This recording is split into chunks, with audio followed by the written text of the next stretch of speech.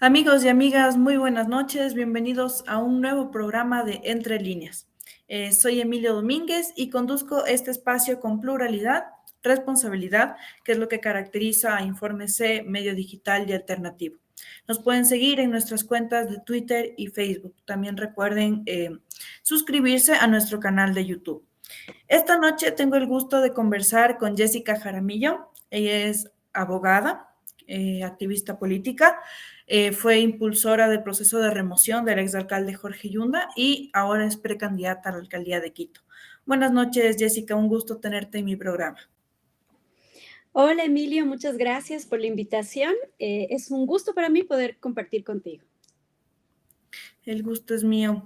Empecemos, Jessica. Quiero comenzar preguntándole cómo fue su infancia, cómo ha sido su vida en la ciudad. Bueno, a ver, mi infancia, como muchas diría yo, y ojalá como las que vienen para nuestros niños, ha sido muy difícil, pero también muy bonita, pero también muy difícil, ¿no? Llena de dificultades, principalmente económicas, te diría yo.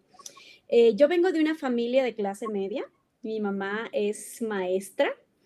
Mi padre es militar, él es ya en servicio pasivo, jubilado, y mi mamá sigue siendo profesora en una escuelita del barrio La Ecuatoriana en el sur de Quito. Yo no nací en Quito, yo nací en Lago Agrio hace muchos años, ¿no? 37 específicamente, esa es la edad que tengo. Y mi familia es lojana, ¿no? De ascendencia lojana. Mi papá, mi mamá, vine a vivir acá a Quito a los 6 años de edad. Primero viví en el barrio El Placer, que está arriba del centro histórico, y estudié en la Escuela Fiscal de Niñas Naciones Unidas, que queda en El Tejar. Con el pasar de los años, luego me cambié a vivir a la Magdalena, y luego me pasé a vivir a la Ciudadela del Ejército en Quitumbe, desde donde, digamos, ahí vivo desde que tenía 9 años de edad. Hasta que, bueno, posteriormente pues ya me casé y cambié de domicilio al centro de Quito. Pero mis papis todavía viven en el Ejército, que era en ese tiempo un barrio que todavía recién empezaba como a formarse, ¿no? No había líneas de buses. Este barrio estaba mucho más allá de Fundeporte. Y cuando éramos muy pequeñitos, nosotros teníamos que salir caminando desde la Ciudadela del Ejército a la Ecuatoriana a coger un bus para poder ir a nuestras escuelas. Después ya se trabajó en el barrio, mi mami fue dirigente de barrial también, para que hayan servicios, ¿no? Transporte, líneas telefónicas, todo eso. Y pues la Ciudadela del Ejército como tal tuvo un proceso muy difícil porque ellos nacieron como parte de un plan de vivienda del Ejército Nacional, pero en medio de todo, mientras muchos militares pagaban su plan de vivienda, no siempre la cooperativa que regentaba esta urbanización pagaba al Ministerio de la Vivienda. Entonces, en el gobierno de Fabián Alarcón, el barrio como tal tuvo una lucha súper dura porque tuvo que solicitar la condonación de las deudas que sí habían pagado los militares, pero que no se había pagado por parte de esta cooperativa al Banco Ecuatoriano de la Vivienda. Te puedo decir además que desde muy pequeñita mi mami me enseñó muchos temas que tienen que ver con la lucha social, la lucha por los derechos.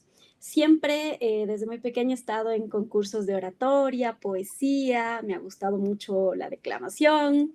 Y bueno, pues ya con los años pasé al colegio, estudié en el Colegio Santa Dorotea, en la Magdalena, en el sur de Quito, y me eduqué posteriormente en la Universidad Central del Ecuador, en donde tuve el honor de ser dirigente estudiantil y formar un proceso político también muy bonito al interior de la Universidad Central. Bueno, varias cosas que podría contar ahora mismo.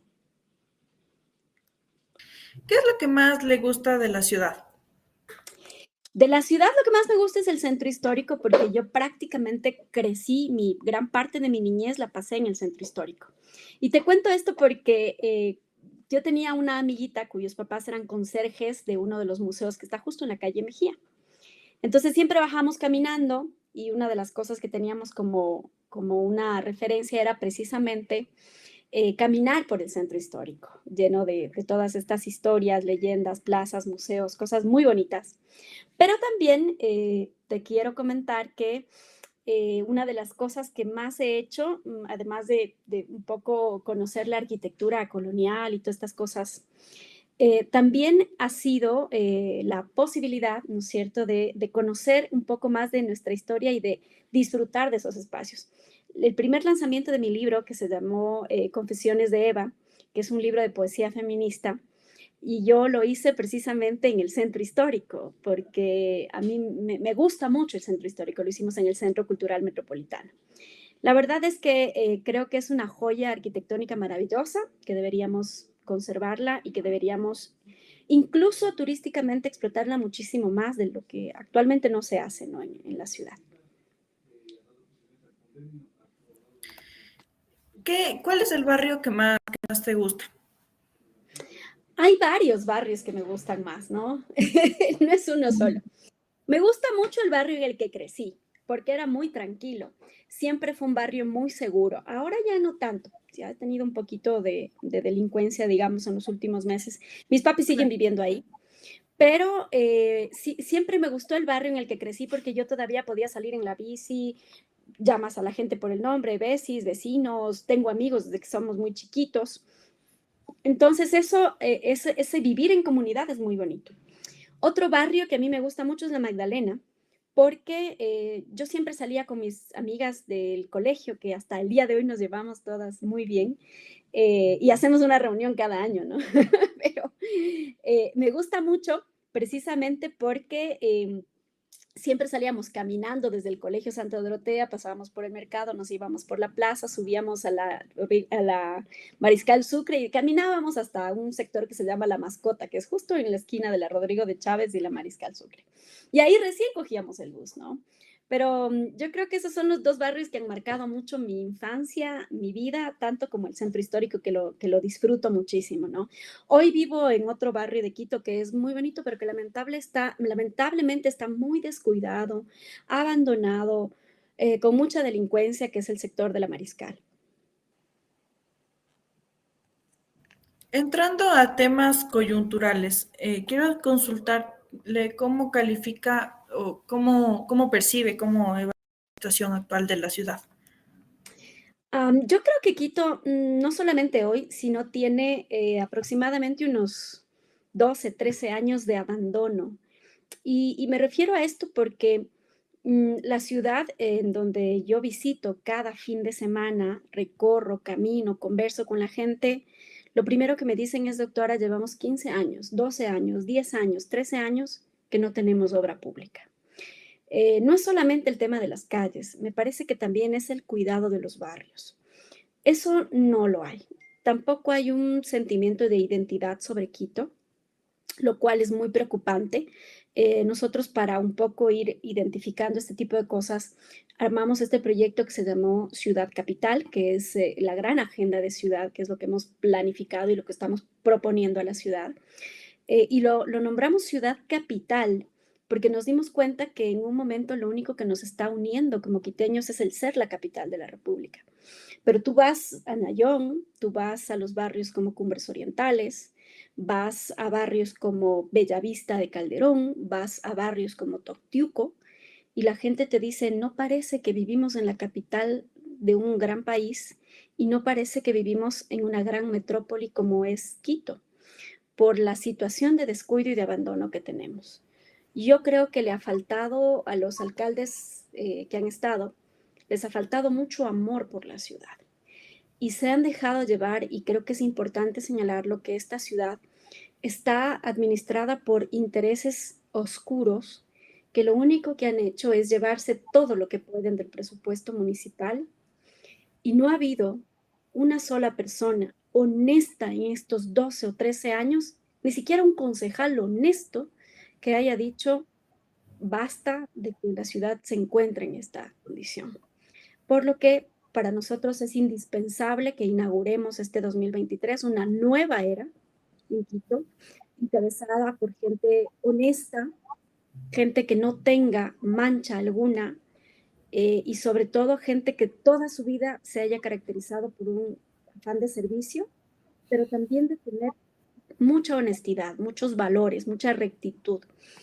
Y creo que de eso sí yo puedo decir, donde yo he estado, jamás alguien que haya trabajado conmigo podrá decir, la doctora hizo tal o cual cosa, no. Yo he sido muy complicada, a veces porque soy muy recta en mi ámbito laboral, pero soy jodida, diríamos, en el ámbito laboral, pero sumamente recta, sumamente correcta, sumamente honesta. Y yo creo que eso es lo que hay que transmitirle a la gente. Ya no tenemos gente o políticos con valores, ¿no? Ya no tienen valores. ¿Cómo calificas, qué opinas de la gestión del actual alcalde Santiago Guarderas? Es una muy mala administración. Y lamentablemente yo creo que si la ley nos habría permitido, porque no lo permitía la ley, pero si la ley nos habría permitido que mandemos para afuera a todo el Consejo Metropolitano, habría sido la solución, y ni ahí, porque la ley actualmente lo que te dice es que tienen que subir los alternos.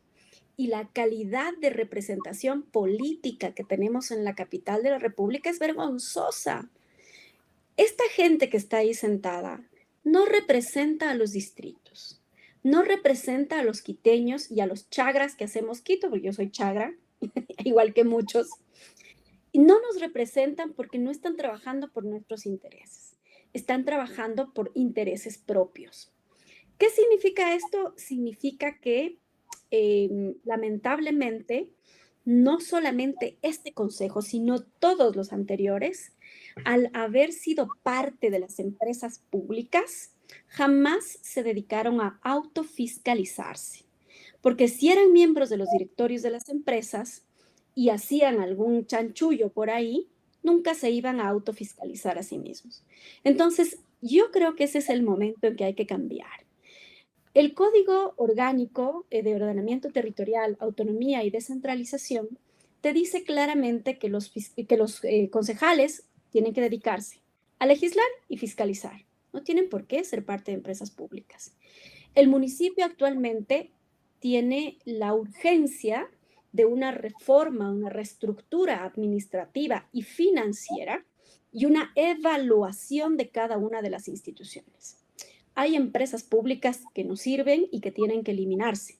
La empresa pública del mercado mayorista, la empresa pública de hábitat y vivienda, que solamente significan un peso en el presupuesto del municipio y no porque tengan rentabilidad o el municipio se beneficie de estas empresas. Entonces, entre otras, pero lo más importante es que la cabeza, quien está al frente de la administración municipal, debe tener la claridad de hacia dónde va a conducir la gestión municipal. Porque si la cabeza no lo tiene claro, no va a poder hacer absolutamente nada y en 4 años más estaremos sentados aquí mismo hablando de lo necesario que es cambiar Quito. Santiago Guarderas no es una solución, nunca fue una solución. Es más, yo creo que él es lo mismo que la administración Yunda, solo que con menos escándalos, ¿no? Pero es parte también del establishment de la ciudad, de estos grupos económicos de poder que están ahí, que son los que lo sostienen. Y adicionalmente, creo que al interior del municipio hay un gran reparto. Eso es importante hablar de ese gran reparto, porque ese gran reparto se evidencia solamente en quién está al frente de 2 empresas o de varias empresas que han sido los botines políticos en los últimos años. Un botín político es la empresa pública de pasajeros de Quito. Otro botín político es el Metro de Quito. Otro botín político es Emaceo y otro botín político es la MGIRS. Entonces, si usted o ustedes pueden mirar quiénes son los concejales que están ahí, pues obviamente estamos hablando de un gran reparto. Pero el problema no son los actores, el problema es el sistema, porque ese sistema estuvo diseñado desde la administración Barrera. Y esa es la razón por la que jamás había esta división entre concejales y alcaldes. Y ese sistema de reparto se mantuvo en la administración Rodas y ese sistema de reparto se mantuvo en la administración Yunda y se mantiene hasta el día de hoy. Y eso precisamente es lo que hay que cambiar. Y esa es la razón, porque además yo tengo clarísimos quiénes son los que están administrando actualmente la ciudad de Quito y creo que son exactamente lo mismo que la administración Yunda, porque obedecen a los mismos intereses, excepto Geinco, que era la empresa que estaba succionando todos los recursos de la ciudad. Pero creo que eso tiene que cambiar. Pero ese cambio no es inmediato, es estructural. Y para hacerlo necesitamos liderazgo, decisión y mucha honestidad. Si no hay esos elementos, va a ser muy difícil enderezar la situación de la ciudad. Y yo, por ejemplo, escuchaba a varios quiteños en mi familia y en general que decían, por ejemplo, que no, hace algunos años no ha habido un plan de ciudad, no ha habido planificación para avanzar e incluso pensar en el futuro. En las últimas semanas, tú te has perfilado como en redes sociales como precandidata a la alcaldía de Quito. Cuéntame más sobre esta aspiración. A ver, yo tengo que contarte que yo hago política desde que tengo 15 años. Es decir, no soy una improvisada. Y hago política desde los 15 años porque, como te decía al inicio, mi mamá un poco me fue enseñando cómo fue su trayectoria. Yo los primeros discursos que escuché muy chiquita fue al presidente Roldós y también escuchaba los discursos de Borja en su momento y también los discursos de Fran Vargas Pasos en su momento. Entonces, digamos que esa es parte de mi trayectoria. Con 15 años, yendo a cumplir los 16 años, yo ingreso a una organización de izquierda, una organización que forma líderes, pero que obviamente por la falta de democracia interna, los líderes siempre se van. Adicional a eso, te quiero contar que me gradué de 16 años del colegio y entré a la universidad teniendo aún 16 años.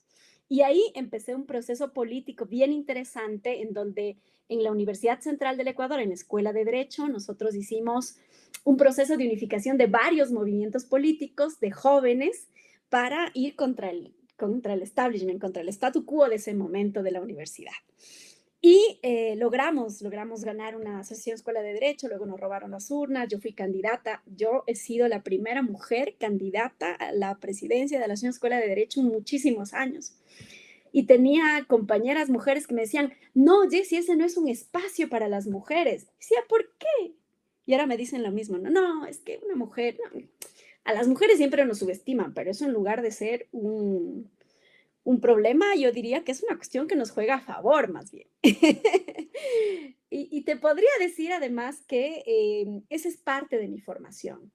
Pero también es parte de mi formación académica, porque soy abogada, soy especialista en género, derechos humanos, he hecho comunicación política, estudié en la George Washington campañas electorales de estrategia política, estudié en la Universidad de Salamanca, fui parte de la Escuela de Invierno de Estudios Latinoamericanos, hice una maestría en estudios políticos aplicados en España y obviamente me especialicé en Derecho Público y Reforma de Estado, en Contratos Públicos y Modernización del Estado en la Universidad Andina Simón Bolívar.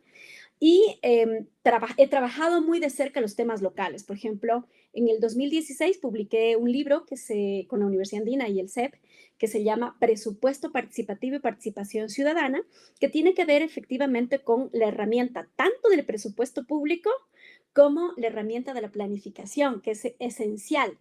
Pero ya en territorio como tal, ¿no es cierto? Ya en el ejercicio de las funciones, no basta la planificación que se quede en un papel. Lo que se necesita es la ejecución. Yo te diría que el municipio de Quito no necesita un planificador, no necesita un académico. El municipio de Quito ni siquiera necesita un político, necesita un ejecutor o una ejecutora, alguien que gestione, pero sobre todo necesita un líder que decida. Si hay que decidir cerrar una empresa pública, que se tome esa decisión. Si hay que decidir frenar el metro para que las cosas estén bien e inaugurarlo en 6 meses más, se decide qué hacer. El problema que hemos tenido es que no se decide nada, se deja todo, con decirte que ni siquiera contratos colectivos se han decidido firmar. Y hay muchos contratos colectivos en el municipio de Quito que están prorrogados 4, 5, 6 años porque los gerentes de las empresas o el municipio como tal simplemente no quiere firmar nada. Y hay que tener mucha mano dura porque también hay una estructura que está corrompida, que es corrupta. Y para poder sanear aquello necesitas que la cabeza no sea corrupta, que la cabeza sea gente honorable, que no tenga malas, perdóname la expresión, pero que no tenga malas mañas con la administración pública, que se entienda que lo público es de todos y que lo público tiene que respetarse. El presupuesto público no se puede gastar como platita de bolsillo. El presupuesto público necesita un proceso de formación, una justificación del gasto, presupuestación, plan operativo anual, plan anual de contrataciones y un proceso en donde se crea la voluntad del Estado para ejercer un gasto público.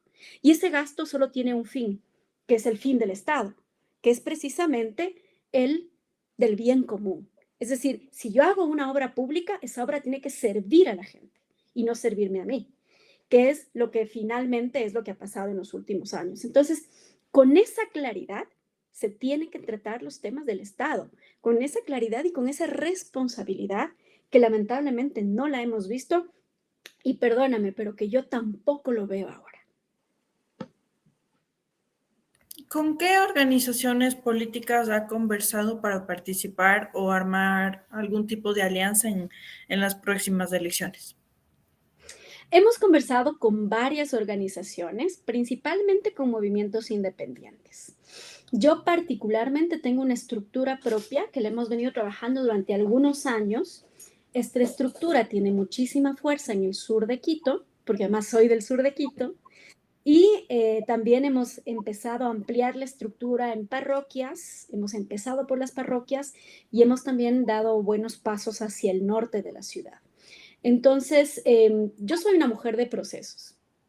Yo no me desespero y más bien lo que hacemos es estructurar. Yo vengo de una formación de estructura política y de organización celular. Entonces, lo que sí aprendí a hacer en la vida es a gestar procesos. Y yo creo que lo que queremos hacer en Quito es gestar un proceso de cambio y obviamente eso tiene que ir de la mano con una organización política o con varias organizaciones políticas que estén dispuestas a gestar esos procesos de cambio y que tengan también ganas de transformar, ¿no? Porque hay muchas organizaciones políticas en Quito en particular, pero no todas quieren ganar, muchas quieren sobrevivir. Pero la política es nada más y nada menos que el espacio, la vía para adquirir el poder político. Entonces, hay organizaciones que quieren el poder político, pero hay otras que no. Hay otras que solo quieren sobrevivir porque es un modo de permanecer en el tiempo, ¿no? Y de otras cosas también. Así que en eso estamos todavía, construyendo. ¿Quiénes son las personas que asesoran, que la acompañan en este proceso, en esta precandidatura, en este plan, como tú lo habías señalado, este plan de ciudad capital, si no estoy mal, eh, en este proceso? Te quiero contar, yo tengo aquí precisamente un librito que se llama Quito, una ciudad sin políticas públicas. Este es un librito que forma parte de la veeduría ciudadana que realizamos en el año 2020. Aquí nos acompañaron, por ejemplo, Fernando Zacoto, que era parte y es presidente de la Sociedad Ecuatoriana de Salud Pública. Ha estado también haciendo este informe de veeduría Rodrigo Vázquez, que es profesor de la UDLA, es urbanista. Ha estado también Virginia Andrade, ha estado también María Augusta Montalvo.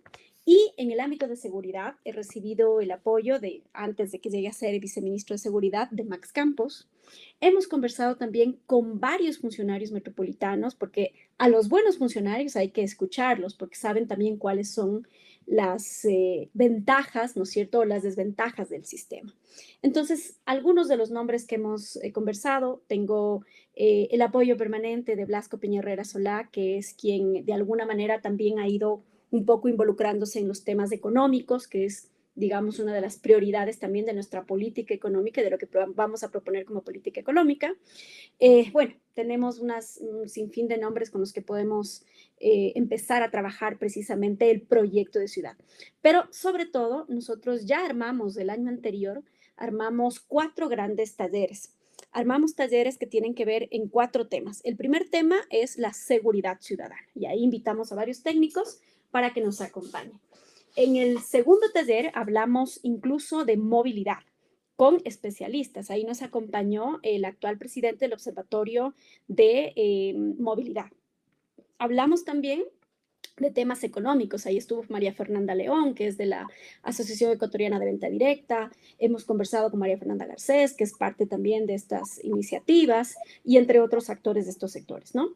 Y también hemos hablado con el sector de la construcción, que es un sector importante en Quito y que con ellos hemos dialogado respecto de la necesidad de vivienda que tiene el municipio de Quito en función precisamente de limitar lo que es tradicional y de lo que nadie habla en Quito, que es el tráfico de tierras y en donde muchos políticos tienen también cositas que ver. Y finalmente hemos hablado de un tema que es fundamental para mí en lo particular por la vocación de servicio que hemos tenido y la fundación que mantenemos, que es los temas de salud mental y bienestar. ¿Por qué hablamos de salud mental? Porque hay un incremento del 18% de suicidios, principalmente en hombres, entre 30 y 40 años, porque yo misma conozco lo que significan los procesos de violencia y he tenido un proceso de resiliencia y de recuperación y durante muchos años, desde el año 2017 hasta acá, a través de la Fundación contra la Violencia hemos patrocinado a miles de hombres, mujeres y niños que son víctimas de violencia. Y adicional a eso, obviamente hemos trabajado muchísimo en campañas de prevención, sobre todo en el ámbito educativo, en donde de alguna manera también hemos tenido cercanías. Entonces, estos elementos están también traducidos a algo que nosotros consideramos en el espacio público que es indispensable, que es la recreación. Yo soy mamá de una guagua de 4 años y muchas de las veces no tengo a dónde sacarle, porque o es el centro comercial y si vas al parque tienes un problema de que el parque está descuidado, sucio, inseguridad, entre otras cosas. Entonces, es indispensable trabajar en esto que hemos venido diciendo últimamente y hablando también con dirigentes de ligas deportivas, que es cómo convertir las ligas deportivas en espacios familiares, en espacios de entrenamiento, en espacios de esparcimiento en donde va también la familia. Y para mí son muy cercanas las ligas deportivas porque en familia nosotros tenemos un equipo que tiene ya 40 años, que es un equipo de la familia, ¿no? En donde vamos todos a jugar, en donde van nuestros hijos, nuestros tíos, sobrinos, y entiendo que también esa es la dinámica del deporte barrial en toda la ciudad, no solamente para nosotros, ¿no? Incluso una Bueno, solución, incluso sería una solución para los temas, por ejemplo, de drogadicción en la capital, ¿no?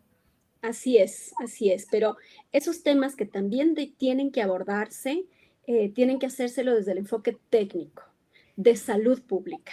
No se puede hacerlo del ámbito solamente delictivo o solamente sancionatorio. Tiene que Claro. haber un tratamiento desde el ámbito de salud pública porque el consumo es parte de eso, pero eso tiene que ver con las huellas que tienes tú, muchas de las huellas que tienes en tu infancia. Si tú en tu infancia tienes ausencias, eso lo vas a reflejar a lo mejor cuando eres más adulto con una dependencia. Entonces tenemos que hacer mejores niños, niños más felices para poder tener mejores adultos y adultos más felices también. Hablemos sobre los problemas de la ciudad. Yo te voy a nombrar 5 problemas de la ciudad y tal vez quiero que me cuentes qué propuestas tienes o tal vez qué crees que se debe hacer en cuanto a ese tema para combatir, para enfrentar estos problemas que dificultan el desarrollo en la ciudad. El primer tema es la inseguridad. El municipio de Quito no puede hacer mucho en términos de reacción. La competencia, de acuerdo al COTAD, que tiene el municipio es de prevención y de mantenimiento de espacios públicos. Entonces, hay que trabajar con el gobierno nacional, sin duda, en lo que tiene que ver con Policía Nacional, todo este circuito de seguridad que tiene que darse, pero el municipio puede trabajar en políticas de prevención, alarmas comunitarias, hay que regresar a la organización barrial, hay que regresar a los comités de seguridad ciudadana y al mantenimiento de los espacios públicos. Es cierto que si tú iluminas una calle, esa calle puede ser más segura, pero lo más importante es que los ciudadanos nos tomemos el espacio público. Si tú tienes una calle concurrida en donde la gente camina, a lo mejor tienes menos posibilidades de que esa calle iluminada y además recorrida por los ciudadanos tenga incidentes de violencia. Entonces, todo eso tienes que hacerlo, pero mi preocupación principal es la violencia intrafamiliar. ¿Por qué? Porque de los datos que nosotros tenemos, el EQ 911 recibe en un 60% llamadas de fin de semana en Quito por violencia intrafamiliar. ¿Qué significa eso? Que nuestras conductas no son las adecuadas, que la política local, que sí tiene competencia en materia de prevención de violencia y de género, no está haciendo su trabajo. Hay que medir cuáles son los tipos de violencia que se están dando en el espacio público y en el espacio privado, es decir, en las casas. ¿Por qué se da la violencia intrafamiliar? Y hay que darle alternativa. Yo te diría que hay que regresar a los centros de equidad y justicia, que eran espacios donde hacías el seguimiento a las víctimas de violencia, le dabas atención psicológica y además le dabas la ayuda de poder solicitar una medida de protección. Para eso hay que fortalecer las juntas de protección de derechos, porque las juntas actualmente no son suficientes y son muy lentas, no tienen la estructura administrativa adecuada y tampoco tienen infraestructura adecuada. Y hay que mejorar las competencias del personal para que este personal de las juntas de protección de derechos sea un personal sensible a la temática que está tratando. Entonces, en materia de prevención de violencia hay que hacer muchísimo, pero con la experiencia que tenemos en todo lo que es violencia intrafamiliar y temas de niñez y adolescencia, pues ahí vamos a dedicarnos a construir una política que fortalezca más bien estos sectores y que nos permita atender la violencia intrafamiliar y reducir el índice de violencia intrafamiliar, que es hacia donde tenemos que ir como gobierno municipal. Mal estado de vías y obras. A ver, ahí la problemática es muy amplia, pero tiene que ver con el eje de movilidad. No solamente es el mal estado de la vía, es el sistema de movilidad que hay que hacerlo de manera adecuada. Yo te diría, ¿hay que municipalizar el transporte público? Sí, sí hay que hacerlo, pero eso no se hace de la noche a la mañana. Y tampoco municipalizar el transporte público significa que el municipio va a comprar los buses. No se trata de eso. Se trata de que el municipio establezca un sistema, regente el sistema, organice, administre el sistema de manera adecuada. Hay que hacer una integración de la movilidad del transporte público y hay que trabajar de una vez por todas en la implementación del sistema integrado de recaudo.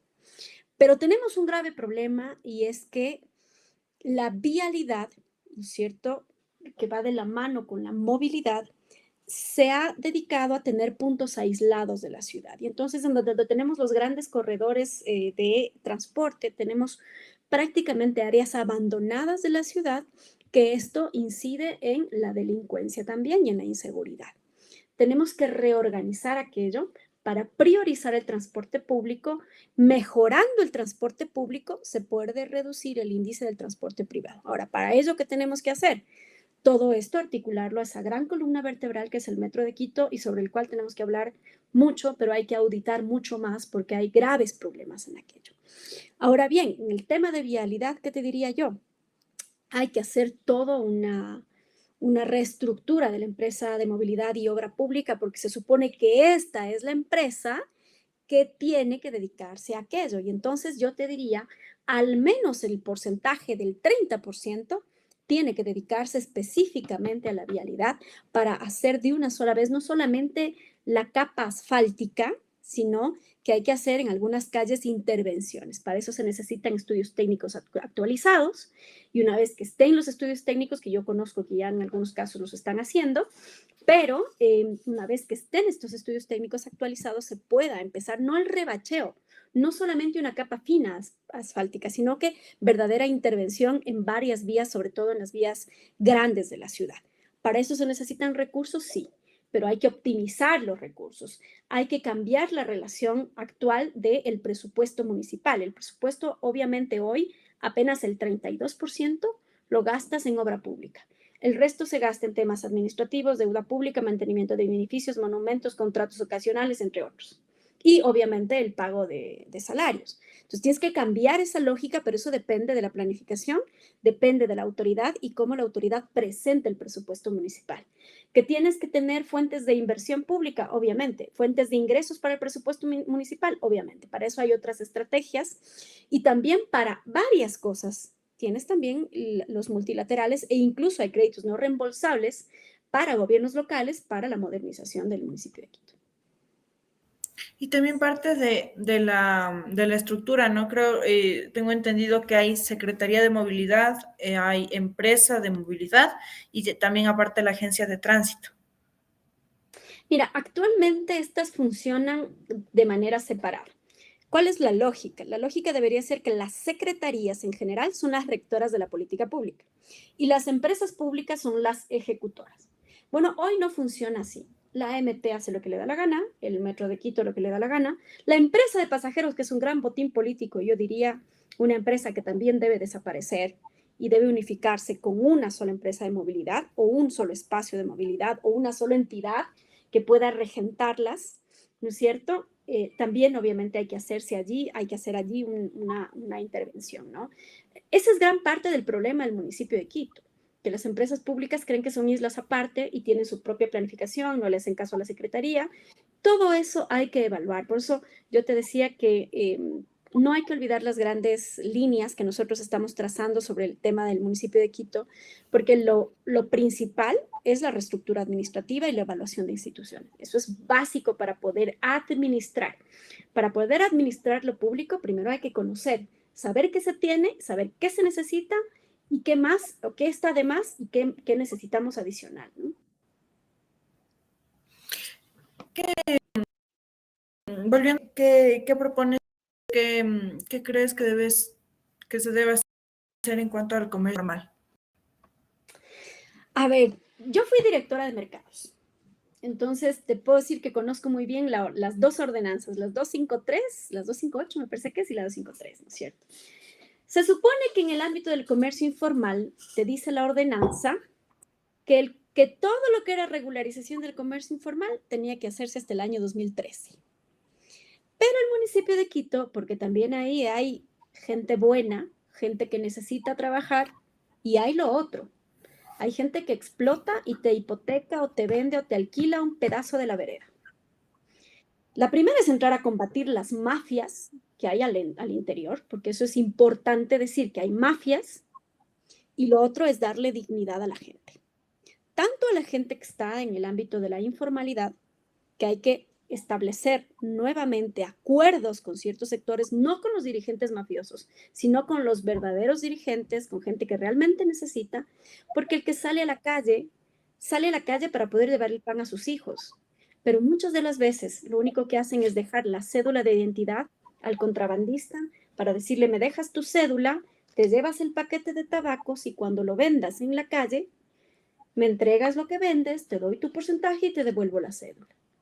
Eso es lo que pasa en las calles de Quito y nadie lo quiere ver. Entonces, para poder resolverlo, hay que tener una política de reubicación, una política social de atención y también una política que tenga un enfoque de erradicación de niños en la calle pidiendo caridad o trabajando. Y yo creo que si es que topamos estos tres elementos a través de la política, vamos a solucionar el problema que tenemos de vendedores ambulantes, porque hay que hacer una intervención real y ahí no hay que tenerle miedo a aquello. Aquel político que quiera ir a la alcaldía y le tiene miedo a eso, mejor dedíquese a otra cosa porque es lo primero que van a tener que entrar a hacer. Y yo como que es directora de mercados conozco bastante bien la problemática, me he reunido con varios dirigentes, me he reunido con varias personas. Algo que yo hacía habitualmente cuando estaba en la dirección de mercados es que yo no hablaba con los dirigentes. Me iba a los mercados, me sentaba a tomar un cafecito, conversaba con los vecinos de los mercados y les preguntaba cómo les va. Entonces ya después se daban cuenta que era la directora de mercados y les decía, venga a la oficina sin ningún problema. No necesita que el dirigente le pida el favor. El funcionario tiene que estar al servicio de la gente. Creo que esa es la filosofía que tenemos que impregnar en nuestros funcionarios, pero también en nuestros ciudadanos. Y ¿Qué opinas sobre este tipo, las reacciones que se han registrado últimamente por parte de la administración municipal en represión en contra de los comerciantes informales? Me parece que es un desconocimiento de la problemática. Primero hay que tender los puentes y después de tender los puentes hay que ver cuál es la reacción de las personas. Solucionar el problema del comercio ambulante, del comercio informal o no regularizados, que es la forma en cómo les llamamos, ¿no es cierto? No se soluciona a palos. Así no se solucionan los problemas de Quito. Así apaleas el problema, pero no da solución. Hay que sentarse a conversar con todos ellos y hay que establecer cuáles son las alternativas, ¿no? ¿Qué propones, qué opinas sobre la mendicidad y la pobreza?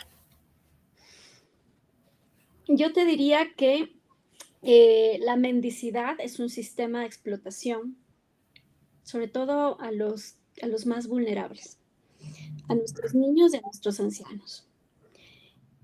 Hay problemas graves en la ciudad que también tienen que ver con la mendicidad, que es el asunto de la drogadicción o las adicciones. Para ahí se necesitan políticas reales que permitan sacar a la gente de esa condición. Y la pobreza, bueno, pues tiene que ver con la realidad del país. Somos un país con pocas fuentes de empleo, con muchísimo desempleo, y creo que lo que hay que hacer es empezar a generar esas fuentes de empleo. Lamentablemente también es cierto que hay una cuestión de una inequidad en los recursos y para eso tú necesitas dos grandes políticas, las políticas económicas y las políticas sociales. Las políticas económicas te dicen cómo crecer más, hacer de esta ciudad una ciudad para las inversiones, una ciudad de los negocios, una ciudad que te deje rentabilidad y que puedas emplear a la gente que asiste a un evento, a un salón de convenciones, ese tipo de cosas. Quito es una ciudad de los servicios principalmente, no es una ciudad en donde se produzca mucho, se produce, pero hay más servicios. Entonces hay que fortalecer a los servicios en la ciudad, pero eso es parte de la política económica. La política social tiene que ver, en cambio, con establecer cuáles son las condiciones de acceso de las personas a salud, a educación.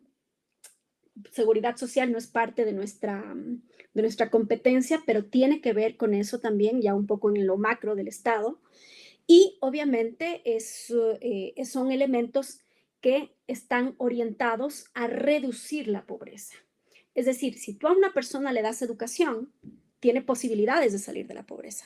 Si le das salud, tiene posibilidades de salir de la pobreza. Pero si esa persona no tiene salud y no tiene educación, sus condiciones para salir de la pobreza van a ser muy difíciles.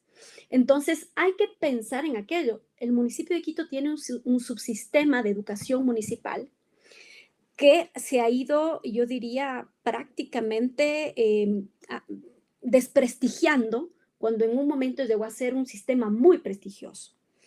Hay que ampliar la oferta de educación municipal para que pueda llegar. Y te diría otra cosa que para mí es esencial, que es los centros de apoyo infantil, que son lo que en su momento se llamaron los guaguacentros. Tú necesitas, mal, lamentablemente mal manejados, porque los procesos de los guaguacentros nacieron muy mal, legalmente y socialmente. Pero finalmente yo sí quiero, y esa es parte de lo que estoy planteándome hacer en el futuro, es precisamente los centros de apoyo infantil en donde los niños quiteños de 3 años, de 4 años, de 2 años, puedan tener herramientas no solamente de cuidado, sino de apoyo a sus capacidades. Y te digo porque tengo una guagua de 4 años, ¿no? Entonces, creo que eso hace falta en la ciudad. El haber retirado los guaguacentos es lo peor que se pudo haber hecho, porque a la gente que más necesita de este servicio la hemos dejado sin posibilidad de que sus hijos estén en un espacio en donde puedan ser cuidados y puedan ser estimulados, principalmente en su desarrollo. Y creo que a eso hay que, obviamente, empezar a trabajarlo, ¿no? no solamente basta la buena intención, no solamente basta el tener buenas intenciones o el ser bueno.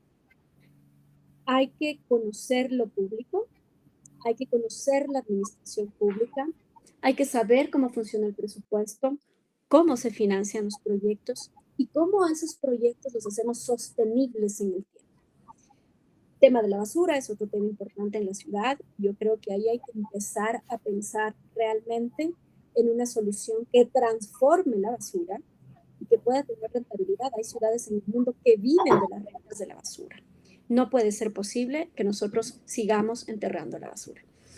Lo que te puedo decir es que acá hay una propuesta seria, hay conocimiento sobre la administración municipal, pero también sobre lo público, de cómo se administra lo local.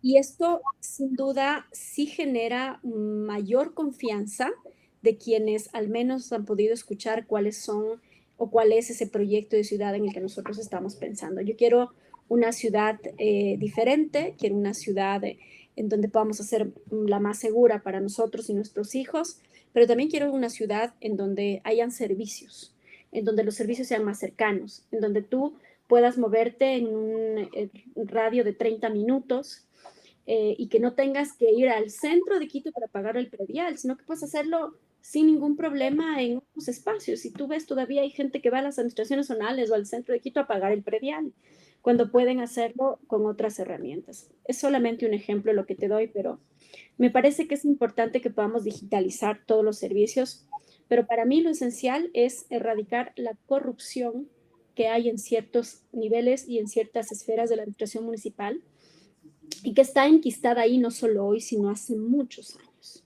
Entonces, el trabajo es arduo, las ganas las tenemos y yo creo que también vamos a gozar de la confianza de la gente que desde ya nos está apoyando y respaldando en cada paso que damos. Hace algunas semanas, la Asamblea aprobó la amnistía a varios líderes políticos y sociales criminalizados, algunos por la protesta social. Entre estos personajes se encuentran Jaime Vargas, Leonidas Diza, la prefecta Paola Pavón, que fueron judicializados, criminalizados en el marco de la protesta de octubre de 2019.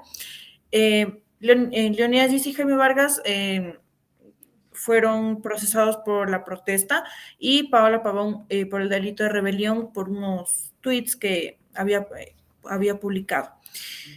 Algunos sectores, entre ellos dos precandidatos a la alcaldía, como Patricia Alarcón y Andrés Castillo, han impulsado acciones de protecciones, acciones judiciales en contra de estas amnistías que fueron aprobadas por la Asamblea. ¿Qué opinión le merece este tema? A ver, yo creo que aquí hubo un intento de sacar la cabeza para ser candidatos. Lo que hubo fue un intento de uso político que no les resultó, porque ¿a quién representa Patricio Alarcón? A sus empresas. Patricio Alarcón no representa al pueblo. ¿A quién representa? A sus propios intereses. No representa a la gente. ¿A quién representa Andrés Castillo? A nadie. A la ex democracia popular. Mira, yo tengo un criterio sobre aquello y lo he dicho en varios medios de comunicación. Yo vengo de la protesta social. Yo vengo de ese proceso de lucha social. Y no puede uno estar de acuerdo con la criminalización de la protesta social. Pero tampoco, porque en todo hay límites, se puede, a pretexto de la protesta social, secuestrar personas, manosear mujeres, abusar mujeres, romperle la cabeza a un periodista, entre otras cosas que sucedieron aquello. Entonces hay que ser muy objetivos cuando hablamos de este tema. Yo creo que hay un rechazo generalizado a las amnistías, no solamente por los nombres que tú me has dado, sino que hay un rechazo generalizado por la forma en que esta asamblea ha abordado este tipo de cosas. Si la asamblea hubiera hecho una discriminación de caso por caso, habría sido distinto, pero no lo hizo. La asamblea cogió en paquete y dijo, aquí hay traficantes de tierras, vamos a amnistiarlos. Aquí hay mineros ilegales, vamos a amnistiarlos. Y ese ha sido el gran problema y la situación en la que se encuentra la asamblea actualmente, ¿no? Por lo tanto, yo te diría que ese es un tema delicado para la ciudad, para el país, y que por lo delicado que es, y por los derechos que corresponden, que compromete, pero también por la barbaridad que ha hecho la Asamblea Nacional al amnistiar a algunos mineros ilegales que tanto daño le hacen al país y a la ciudad. Fíjate tú que Quito ya tiene minería ilegal. Entonces, frente a eso, no se le puede perdonar a la Asamblea Nacional lo que ha hecho. Pero también es cierto que el país necesita algo de tranquilidad y de reconciliación nacional, pero obvio, tenemos una clase política que vive peleando y que se vive persiguiendo cuando lo que se tiene que hacer es trabajar por el país, por la gente. Entonces yo siempre he dicho esto, es, el gobierno prestó los votitos para la amnistía para que no se le caiga a la presidenta que le obedece y que le responde. Y por otro lado, hay otro grupo que lo único que quiere es impunidad. ¿Y los ciudadanos dónde estamos? ¿Dónde estamos los quiteños? No somos parte de su interés.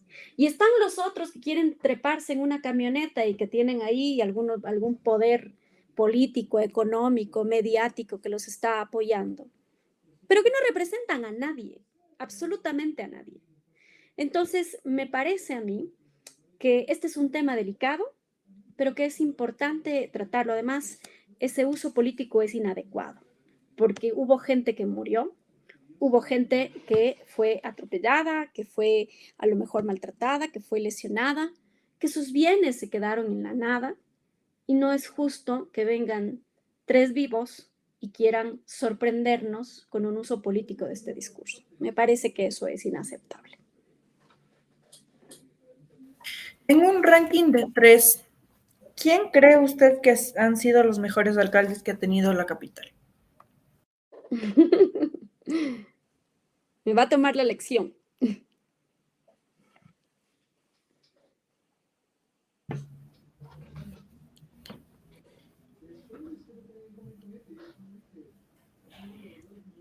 ¿Me vas a dar los tres nombres o los doy yo? No, o sea, los das Ya, tú. ok. En A ver, qué, cuáles te parecen que son los tres alcaldes que ha tenido, ya, los tengo mejores dos. alcaldes?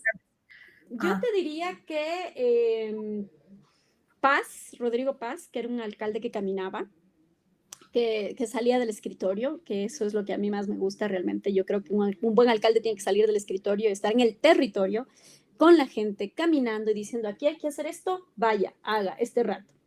Y luego creo que Moncayo también ha sido un buen alcalde. Yo me quedaría con los dos, que son los que además yo también un poco los he vivido. Así es. Con los dos me quedaría. ¿a quién admira Jessica Jaramillo? ¿A quién admiro? A mi madre, porque es una mujer sumamente luchadora y admiro a otras mujeres en el mundo, ¿no? Por ejemplo, siempre tuve admiración por Michelle Bachelet, la conocí en el año 2010 en Madrid, en donde pude tomarme un cafecito con ella y fue maravilloso. Admiro a Kamala Harris, admiro a Anne Hidalgo, la alcaldesa de París, admiro a las mujeres que luchan, admiro a la alcaldesa actual de Santiago de Chile, que es una muchachita de 31 años que no asomaba en las encuestas. Y admiro a las guarichas, a las mujeres que luchan. Para finalizar, Jessica, quiero hacer un ejercicio contigo. Yo te nombro algunos personajes políticos y quiero que tú me digas la primera palabra que se te venga a la mente. A Frase, ver, palabra, cualquier palabra, cualquiera. Empecemos entonces. Santiago Guarderas, nefasto, Jorge Yunda, nefasto, Augusto Barrera, mal alcalde, Mauricio Rodas, pésimo alcalde, Luz Helena Coloma, concejal, Fernando Carrión, académico, Luisa Maldonado, nefasta, Wilson Merino, activista, María José Carrión, oportunista, Patricia Alarcón, maltratador, Andrés Castillo, nadie, Guillermo Lazo. Presidente. Bueno, Jessica, ha sido un gusto, un honor conversar contigo. Espero poder hablar en una próxima ocasión contigo sobre estos temas muy importantes para la ciudad. Muchas gracias, Emilio. Te mando un fuerte abrazo y espero que nos podamos ver pronto. ¿Ok? Gracias. Igualmente, un abrazo. Amigos, muchas gracias por habernos acompañado en esta entrevista. Recuerden estar pendientes de todos nuestros espacios informativos y recuerden también, somos Infórmese, un medio de comunicación plural y responsable. Hasta la próxima.